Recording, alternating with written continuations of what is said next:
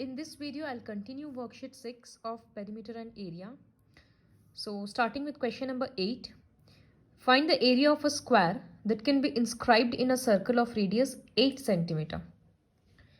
तो एक सर्कल है जिसका रेडियस है 8 सेंटीमीटर.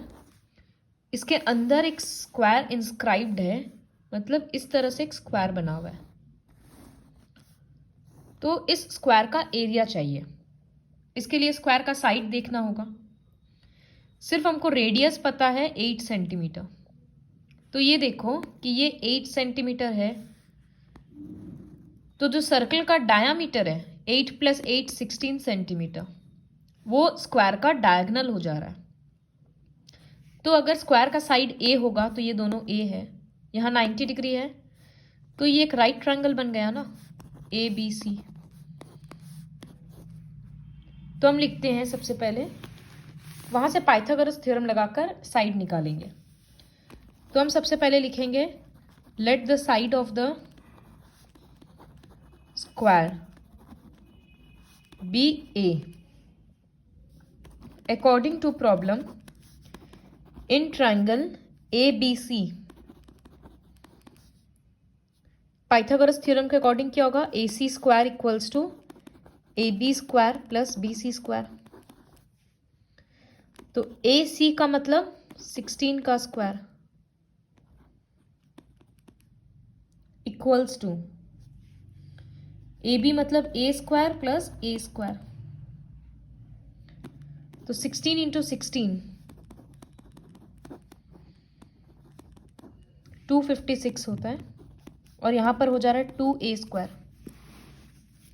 अब ये 2 नीचे चला जाएगा, तो 256/2 equals to a square, which implies a square equals to 128. तो देखो एरिया मतलब क्या होता है, a स्क्वायर ही तो होता ना, साइड इंटू साइड. तो वो हमको 128 मिल गया. तो हम लिख देंगे therefore area of square equals to 128 metre square, centimetre square sorry.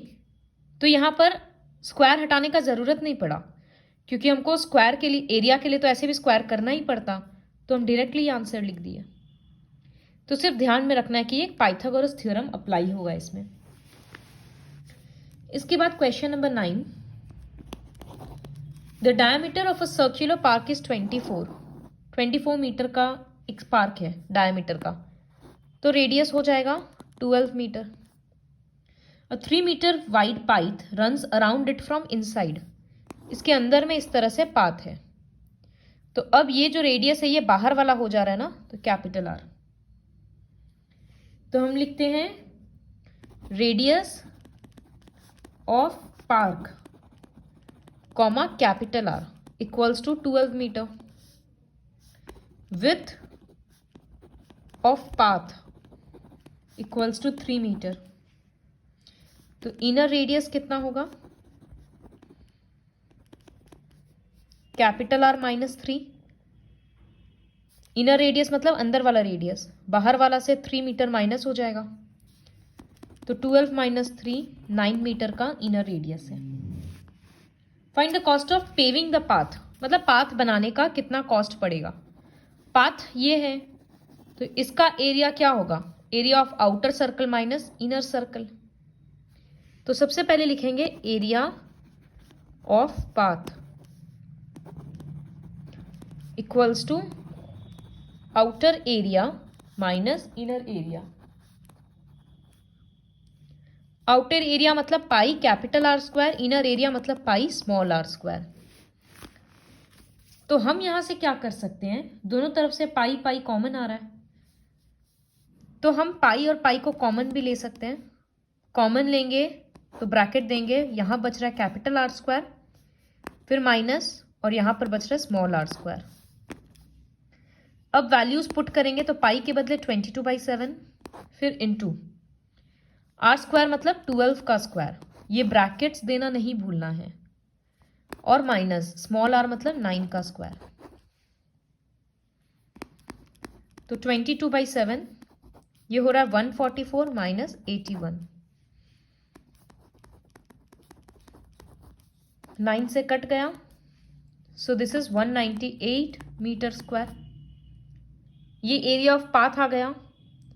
फिर लिखेंगे therefore cost of paving equals to 198 into 25 rupees, क्योंकि यहां लिखा है एक एक मीटर स्क्वायर का 25 रुपीज लगेगा।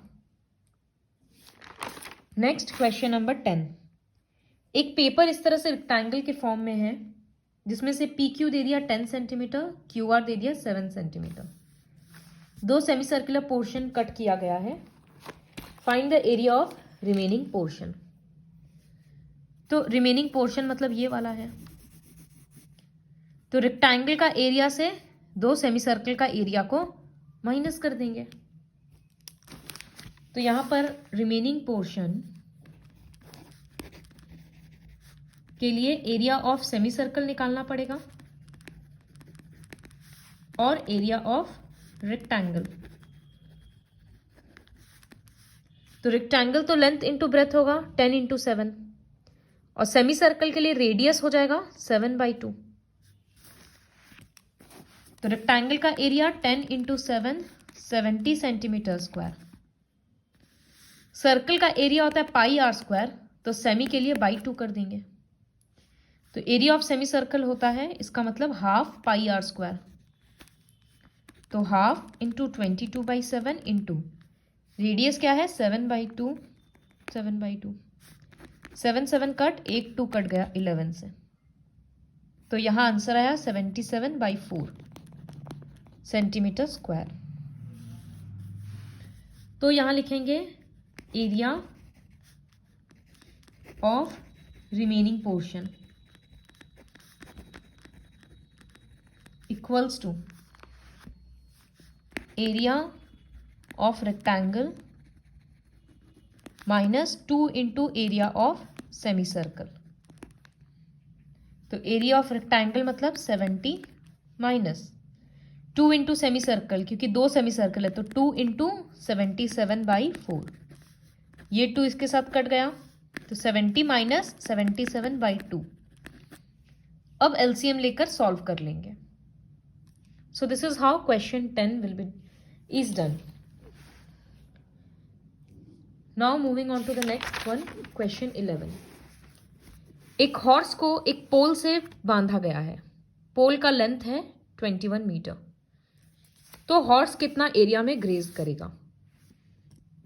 सपोज ये पोल है, ठीक है, और इतना बड़ा रस्सी है। तो सपोज यहां पर पोल है, ओके, दिस इज द पोल, और ये रस्सी इससे बंधा हुआ है। तो हॉर्स कितना जगह में करेगा? यहां पर हॉर्स है इतना लंबा रस्सी के बाद, तो हॉर्स घूम घूम के पूरा एक सर्कल के जितना एरिया कवर कर लेगा। उस सर्कल का रेडियस कितना होगा? लेंथ ऑफ द पोल के बराबर। तो जब क्वेश्चन है ना find the area where the horse can graze, तो डायरेक्टली पाई आर स्क्वायर ही लिखेंगे। तो area where the horse can graze equals to pi are square. तो 22/7 इंटू रेडियस के बदले 21 इंटू 21 और यूनिट मीटर स्क्वायर। फिर सॉल्व कर लेंगे। क्वेश्चन नंबर 12 में है to concentric circles have radius of 14 and 7 centimetre respectively. तो कॉन्सेंट्रिक सर्कल्स मतलब इस तरह से, बाहर वाला कैपिटल आर है 14 सेंटीमीटर और स्मॉल आर है 7 centimetre. Find the area of space between them, मतलब ये एरिया निकालना है। तो ये ऑलरेडी एक बार किया ना, बाहर का area pi are square minus अंदर का area pi small are square. Pi और पाई कॉमन लेकर ऐसे लिख सकते हैं। अब ये सम खुद से कंप्लीट करना है। फर्स्ट कुछ स्टेटमेंट्स लिखना होगा। Given outer radius equals to 14 centimetre and inner radius equals to 7 centimetre. फिर लिखेंगे therefore area of space between them equals to this. फिर 13th question, the sum of circumferences of 4 small circles of equal radii is equal to the circumference of a bigger circle। तो इसका मतलब क्या है? सबसे पहले दोनों का रेडियस को ले लेते हैं, एक रेडियस स्मॉल आर, दूसरे का कैपिटल आर। तो let the radii of smaller circles be small R and the radii of big circle be capital R। तो अकॉर्डिंग टू प्रॉब्लम क्या है, चारों का सरकमफरेंस मतलब 4 into circumference of small circle equals to circumference of big circle. तो 4 into circumference of small circle, इसका मतलब होगा 4 इंटू 2 पाई आर। आर को हम स्मॉल आर लिखे हैं। ये किससे बराबर है, बड़ा वाला का सरकमफरेंस मतलब 2 पाई कैपिटल आर। दोनों तरफ से पाई पाई पाई और 2 कैंसिल हो गया। तो यहां एक रिलेशन आया 4 small R equals to capital R. अब निकालना है ratio of their areas, ratio of area of bigger circle to that of smaller circle. तो हम लिखेंगे required ratio equals to, bigger circle पहले है तो बिग सर्कल का area pi capital R square और स्मॉल सर्कल का area pi small are square. Pi pi cancel, तो यहां बचा R square by R square. अब यहां कैपिटल आर के बदले हम 4 आर लिख सकते हैं और बाहर में ब्रैकेट में स्क्वायर देंगे। ये आर आर ऐसे मत कट करना, पहले 4 बाहर आएगा 16 आर स्क्वायर बनेगा। अब आर स्क्वायर कट गया, सिर्फ 16 बचा, तो इसका मतलब नीचे में 1 है तो 16:1 रेशियो हो गया। बहुत इंपॉर्टेंट क्वेश्चन है। Then last question, area of circle is equal to area of rectangle with sides 112 and 88 meter। तो area of circle equals to area of rectangle।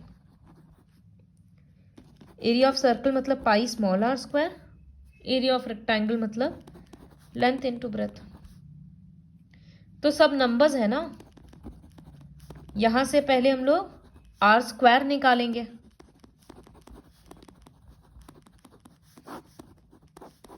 सब कुछ मल्टीप्लाई वगैरह करके फिर हम लोग ये प्राइम फैक्टराइजेशन से 2 का पेयर बनाएंगे और उस तरह से आर निकालेंगे। जब आर मिल जाएगा तो हम लोग सरकमफरेंस का फॉर्मूला में पुट कर देंगे। So complete worksheet 6 with the help of this video.